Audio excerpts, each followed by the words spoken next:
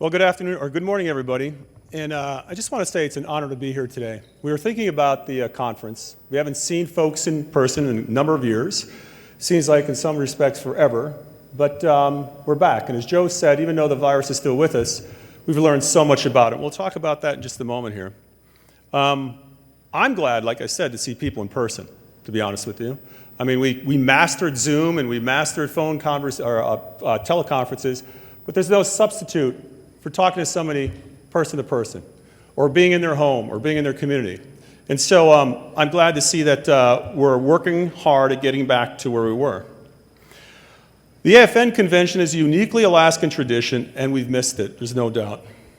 And I can't agree more with this year's theme, and that is celebrating our unity. Wouldn't you agree? That's a clap, that's an applause line. I want to thank President Kitka, co-chairs Hoffman and Nelson, the AFN board, the delegates, and everyone here for welcoming Rose and myself today. At this time, I'd like to recognize the First Lady, Rose Satu Dunleavy, my wife of almost 35 years, and the mother of my 3 daughters.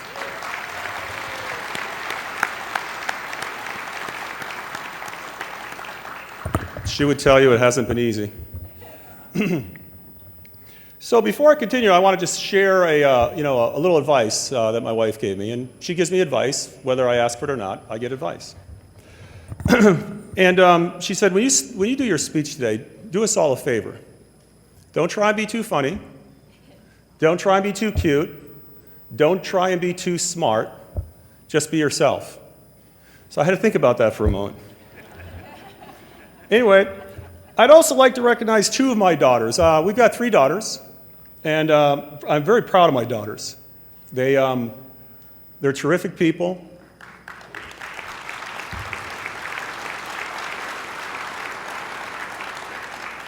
Our youngest one, Seal Kutin, is up at Red Dog Mine. The girls work at Red Dog Mine. So these girls were born in rural Alaska, spent many of their formative years in rural Alaska, and continue to work in rural Alaska. And they always tell us great stories about their cousins and how things are doing at the mine. But anyway, it's an honor to have you guys here today. So I know many of you have traveled here from the villages of Alaska, and I always let people know that it's those communities like yours that make Alaska unlike any other state. In fact, it's what makes Alaska, Alaska. The way of life in Alaska's villages is what appealed to me when I moved here in 1983. I took my first job as a teacher in Koyuk. Anybody here from Koyuk? Awesome. It was where I lived and worked alongside my fellow Alaskans whose history and people date back for thousands of years here in their homeland. I can recall when I first landed in Koyuk, I wondered why the plane was going down because I couldn't see any roads. I knew there weren't going to be roads, but I couldn't see what was going on. But in essence, when we landed and I got off the plane, I was greeted by a few young men who looked at me and said, "You're on my team. And you don't need to shoot.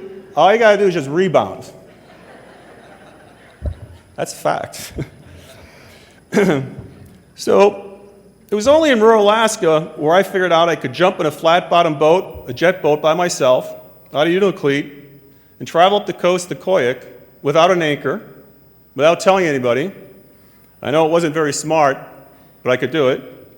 Only in rural Alaska could I get on my snow machine and travel for hundreds of miles from Koyuk to Kotzebue to visit my future wife, Rose. There's no doubt that I love the land, the wide open spaces, the freedom, and the seclusion that comes with living in rural Alaska. This is important. But when my friends and family back in the lower 48 would ask me why I stayed in Alaska all these years, the answer for me has always been easy. I stayed because of the people. That's what makes Alaska great. It's the people.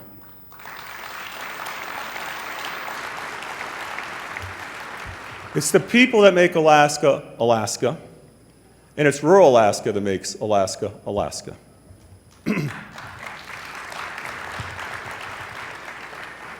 Just a little about myself. I went to a small college in Pennsylvania, most people have never heard of, called Misericordia. The name means mercy or compassion, and as a small school of less than a few thousand students, its mission is to instill the values of service. That value of service means a lot to me. and that's why I chose to serve our youth in rural Alaska as a teacher. It was my goal to be the best teacher I could be. To achieve that goal, I knew that I needed to understand the people and the culture where I served. While I was still teaching in Koik, I started my work on my master's degree in cross-cultural education. I also made a special effort, and this I'll always be grateful for. I also made a special effort to talk to as many elders as possible so that I could understand the history and the culture of the people I served. I'll never forget asking an elder, who I won't name because he's passed on, my first couple weeks in Koik. And I said to the elder, I said, when does it freeze up here? The folks in Koik will understand this, and the folks in Shaktoolik will understand this. I said, when does it freeze up here? When does freeze up come? And the elder said, when you see snow on Cape Denby. It wasn't a National Weather Service broadcast. It wasn't some scientist. The elder said, when that snow is on Cape Denby, it will freeze. I said, when is that usually? They said somewhere around October 15th. On October 15th, there was snow on Cape Denby, and it froze. So it was my goal, like I said, to be the best teacher I could be. I made a special effort to talk to as many elders as possible, and I did get my master's in cross-cultural education. And I greatly enjoyed these conversations with the elders across Thornton Sound and up in the Kotzebue area where we moved later. And these conversations with the elders actually helped me become a better human being. So later, I became a principal and then superintendent of the Northwest Arctic Borough School District, where Rose and I built a home in Kotzebue with our 3 daughters. Maggie is Manilik, Satu is Catherine, and Kutin is Seal, who's up at Red Dog Mine. As I mentioned, my daughters do work at the mine. They've worked in rural Alaska for years, and quite frankly, they love it. They're anxious shareholders and tribal members, and Rose and I can't be more proud of them.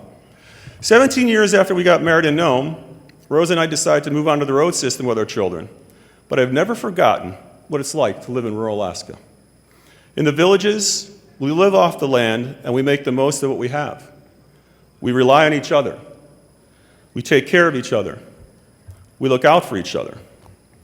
Rural Alaska isn't just some theoretical place for me. It's not some story in a newspaper or a passage in a book. It's not just a place to reference in a stump speech.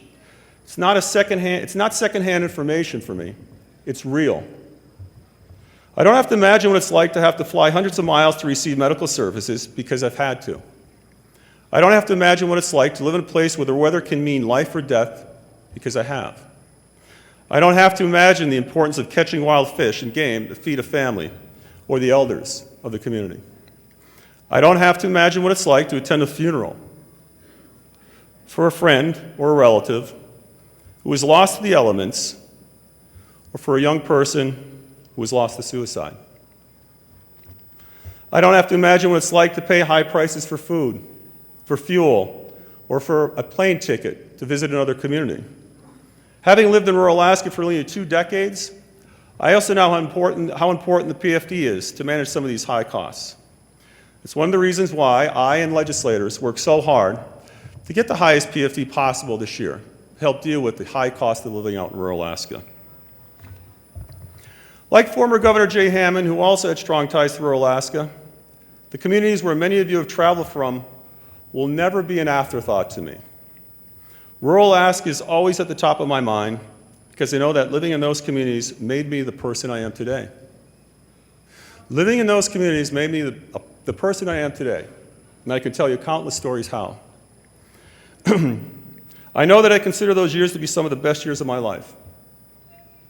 Whether it was visiting with elders, whether it was watching my kids grow up, or whether it was going with my family to catch our food, there's hardly a day that goes by when I don't wish I have a moment when I wish I was back there again. It's where I met my wife, Rose, as I said, got married, and where my daughters spent their childhoods. It's where I made some of my fondest memories and some of my best friends. It's where I was sworn into office and where we celebrated in Rose's hometown of Norvik. Rural Alaska isn't just the place I lived, it's part of my life. Making a life in rural Alaska takes resilience, as we know. It takes patience, it takes resourcefulness, it takes tolerance, and it takes caring for others. I've seen it firsthand for my family and friends that still live in rural Alaska today. We've certainly seen that resiliency during the last month in Western Alaska because of the storm. We're so grateful for our community partners and leaders who work so hard to keep people safe and help in the recovery effort after that storm. And I would ask us all to just give those folks, and there are countless, a big round of applause for what they did during this storm and after this storm. And I want to thank you all.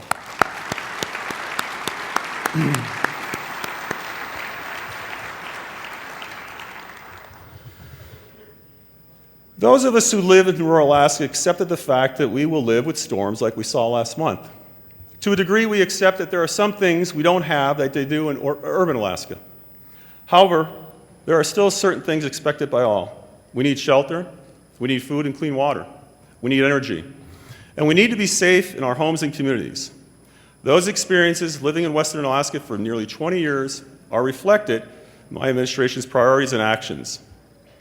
Nowhere did this come into play more than during the 2020 pandemic that quickly enveloped the entire world. And I want to just take a minute to tell you two stories that had a profound impact on me, that helped me prepare with my health team the coming of this pandemic. In the 80s, when I was in Koyuk, not a lot of television, not a lot of phones, there was no cell phones, no gadgets. And I took that opportunity to sit down one day and talk with two elders that were born in the late 1890s in Koyuk, Alaska. And we talked about, they explained to me what happened during the last major pandemic that impacted their lives dramatically. About how they lost loved ones, how some youngsters had no parents and had to go live with others, how some of the orphanages sprung up as a result to take care of these people. And if I wasn't there to hear this, I could only theorize it happened. I also remember talking to my mother-in-law, Maggie Newland, when she was making a hunting parka with my wife or myself. That took a long time, by the way. That was a lot of skin to make that hunting parka. I said, Mom, how did your dad pass away? And she was sewing, and she said, he died next to me when I was sick with the flu and he had the flu. This wasn't just theoretical. The suffering of those who survived and those who lost their lives was absolutely impressed upon me. And as difficult as those conversations were, I am forever grateful to have those conversations. Those first-hand accounts I listened to, and I learned a lot from. When that first plane arrived in Anchorage from Wuhan, China in January 2020, I told my team there would be no repeat of 1918 in rural Alaska. We immediately got to work with our communities and Native partners in rural Alaska, including AFN, to ensure that we were ready. And from the bottom of my heart, I want to thank AFN and all of our communities, our Native and tribal partners, for the frequent meetings, collaborations we forged to get through this pandemic together. And I want to thank you for that.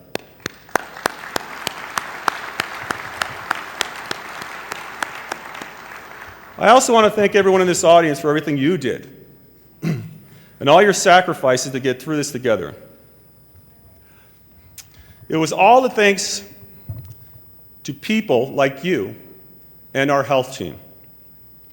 I'm going to ask 4 people to stand up here for a moment. Dr. Joe McLaughlin, Adam Crum, Heidi Hedberg, and Dr. Ann Zink. And I'd like to give these guys a round of applause.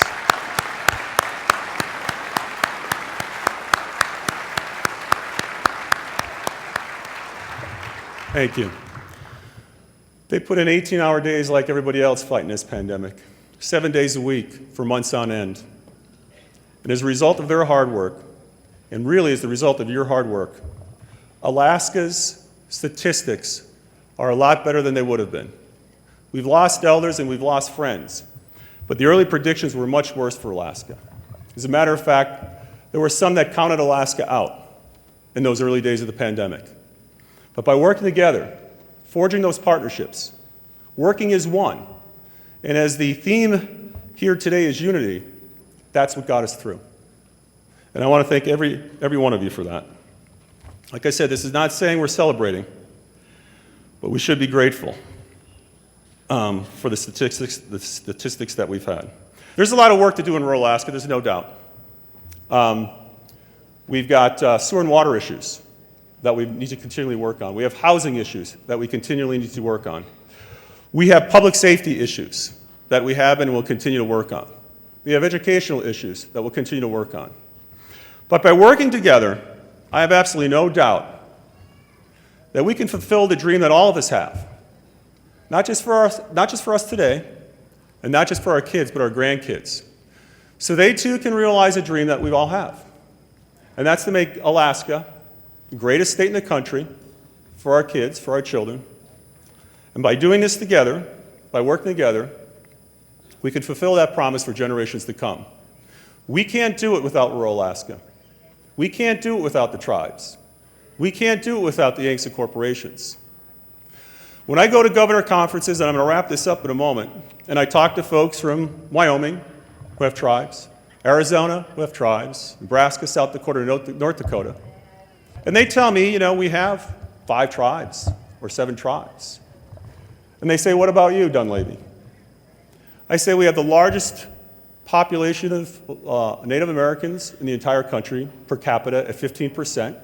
We have 228 tribes, countless village corporations, countless Yangtze corporations. And they're literally amazed at the complexity that we have here in the state of Alaska. But again, it's because of rural Alaska, it's because of the organizations present here today that makes Alaska, Alaska. So I want to thank you, and I want to wish you luck in this conference, and let's keep working together. Thank you.